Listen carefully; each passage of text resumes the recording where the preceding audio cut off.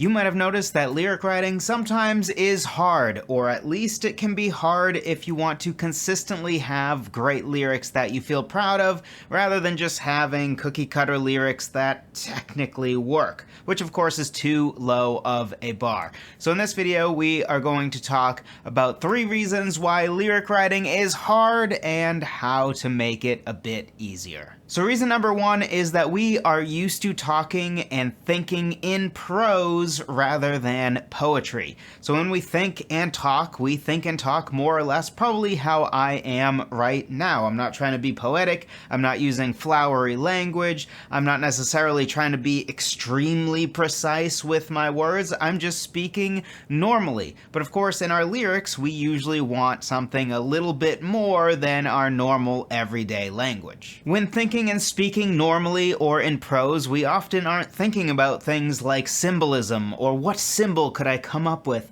that really shows what I'm trying to say rather than just tells what I'm trying to say. Sure, that can be a good thing, and maybe if we all did it in our everyday language more than we do, we all would maybe be better communicators for it, but the reality is we simply just don't do that, or we're certainly not used to doing that to the degree that normally we would expect to have that sort of thing in the context of lyrics. Another element of prose versus maybe more poetic lyrical language that we're not used to is having to think about being efficient with our words. For the most part, I think we were trained into the opposite. I remember that it was always a running joke pretty much with any school class that if there was a paper and it was a 3 to 5 page paper, if you wanted an A, it better be closer to 5 than 3 pages. Or if it was a 5 to 10 page paper, or even your teacher said something like, oh, it's about the content, you know, how good it is, not just how long it is. And then you notice, kind of interesting. Seems like everybody who did 10 pages got a better grade than people who did 5. But that's not really how we would value things in lyrics, and really it's not how we should value anything at all. It should be about how efficiently we can communicate something, not how long we can take to communicate something. Because if a 5-page report communicates all of the same things that a 10-page report does, the 5-page report is obviously better, right? But regardless, when it comes to lyric writing, efficiency is almost everything. We have maybe 150, 200, maybe 250 or 300 words for our entire song. So we really need to make sure every syllable and every word we choose actually counts for something. More artistic, poetic language tends to be more precise and more vivid. Something that with one word we can evoke more of an image in somebody's head or just be more clear about what we're talking about. One of the examples I like to use is hold or holding versus something like clinging. Hold or holding is actually a pretty neutral kind of nothing word. I could hold my wife, I could hold my baby daughter, I could hold a hammer, I could hold a cheeseburger. There's so many things I could hold, it really doesn't tell you much, but it would be pretty weird for me to say something like, I'm clinging to this hamburger. Like that's weird. Or clinging to a hammer? That would be weird. Why? Is the hammer the only thing that's keeping me on the edge of a cliff or something? But maybe clinging to my wife, that might make some sense. Really, of the 4, the only one that might make sense is clinging to my wife. But even that has a whole slew of implications. Because if you have to cling to your spouse, that sort of implies that they are trying to be distant, or they're sort of pulling away, or maybe they don't want to be married anymore or something. It implies way more than just holding. Holding is a more neutral word that just doesn't mean quite as much. It's not as precise or vivid as clinging. So when it comes to using artistic or poetic language in our songs, we probably want to default to language a little closer to clinging that's more specific and precise and vivid than we do to more generic words like holding, which doesn't mean that we can't use the word hold or the word sad or happy in our songs, but very often there is a better, more precise word that more efficiently communicates exactly what you're trying to say. Because if we think of lyrical efficiency, essentially it's with how many syllables can you communicate how much. So clinging versus holding, they're both 2 syllables. So they cost the same amount of syllables or time or the same percentage of your overall lyrics, if you will. But when it comes to clinging, we've communicated way more than we have with a more generic word like holding. So generally you would consider, in the context of lyrics, maybe the word clinging to be a better word. Although obviously this is going to depend on context. So there are a whole bunch of ways to make this easier. One is to simply practice upping your vocabulary and trying to use more precise language in your everyday life. In general, communication is better when we are more precise about exactly what it is we mean instead of talking in more generic terms that can be more easily misunderstood or misconstrued. And another great exercise you can do that's directly related to songwriting, especially early on, whenever you have your lyrics written, go through basically every word and look it up in a thesaurus, maybe thesaurus.com, and just see. Maybe there are some words that are more precise or more specific to what you're trying to communicate that you just didn't think of the first time, because we can only have so many words realistically floating through our heads at any given time. But that's a good exercise to sort of keep up with your vocabulary and to just make sure that in the moment you are getting your lyrics to be more precise and vivid, and you're not even relying on your vocabulary as much. And when it comes to practicing and getting better at symbolism and thinking of symbolism, a great way to go is actually a great way to start a song, in my opinion, which is to come up with an image that you just think is interesting and then reverse engineer what you think that image might mean.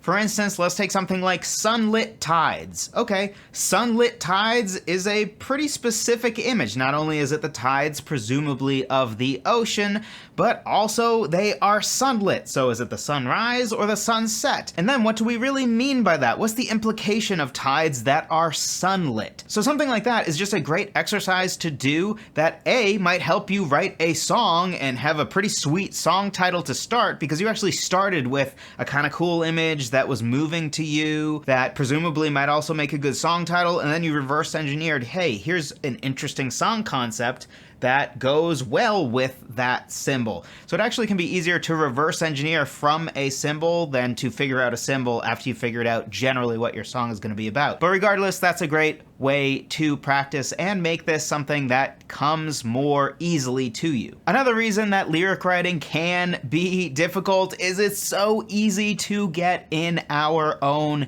heads. Writer's block is a very real thing, and it totally is a real thing to be staring at a blank page. The good news is most of the time this sort of comes from the same source, which usually is some form of pride or just feeling like, oh, I gotta get it right the first time, perfectionism, somewhere in there. And the best way to address this is really very simple. It's just to get in the practice of just writing and really remembering nobody is ever going to see your first draft. Nobody is ever going to see the really dumb lyric ideas you came up with the first time, because pretty much all of the time our first lyrical ideas are terrible. Even the songs I'm most proud of that have lyrics that I'm like, yeah, I feel good about this. Like I'm pretty proud of these lyrics.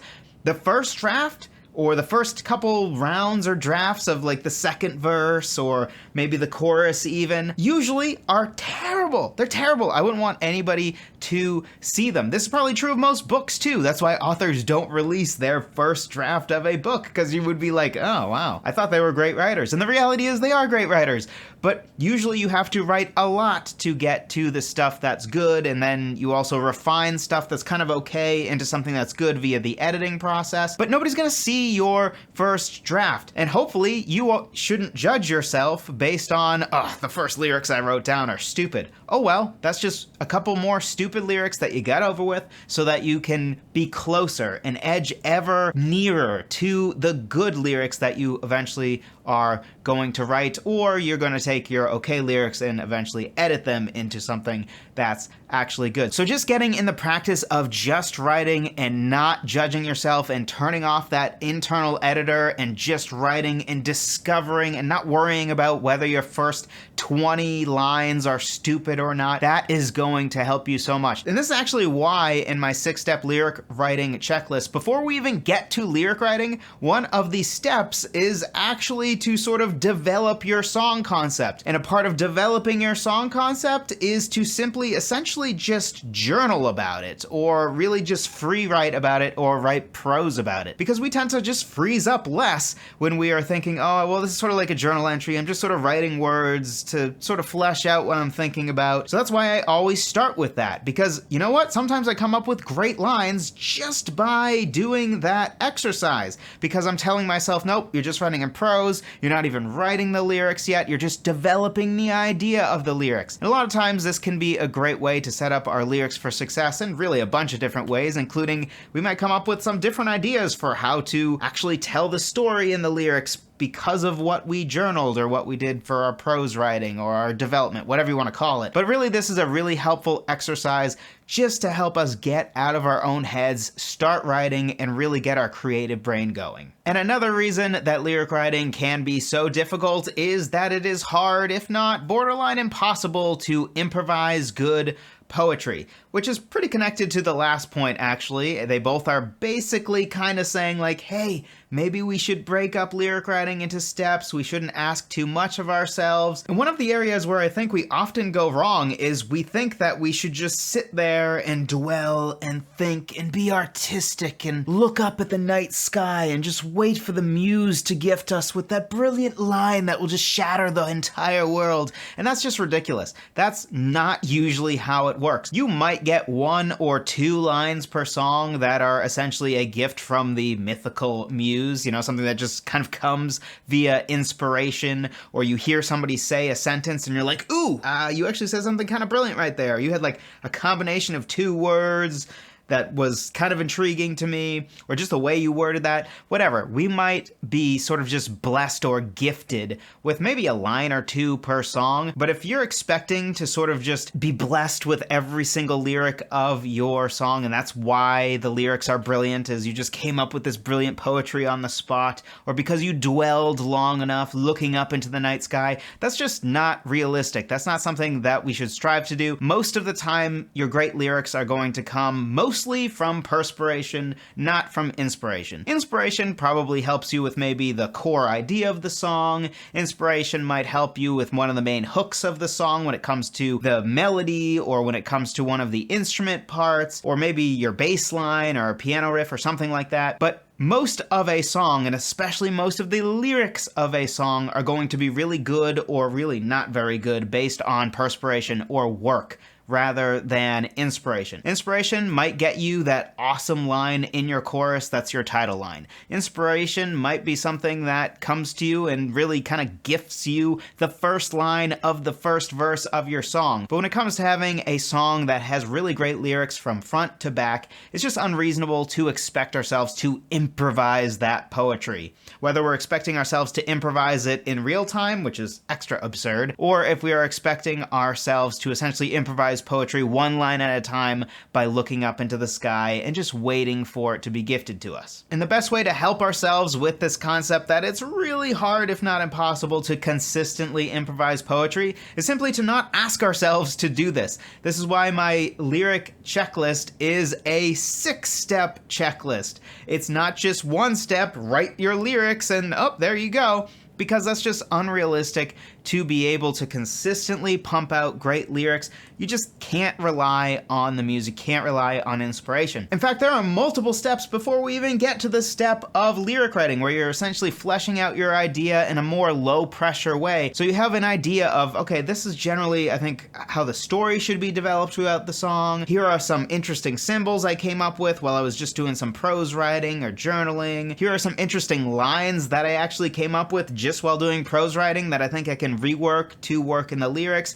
or maybe will fit as is right into the lyrics. And then of course, when it comes to writing the lyrics, the best way to get to good lyrics is to write a bunch of drafts for any given song section. If you are writing your first verse, you shouldn't just write one draft. Why? You might as well take the time to blow through 10, 15, 20 drafts, because in those different drafts, you might be like, ooh, line 1 and line 2, I actually kind of nailed the first time. But then line 3, my third draft actually came up with the best version of the third line. And then in my 7th draft, that's where I got line 4 and line 6 pretty awesome. But then I'm like, oh, well, my line 5 kind of still sucked.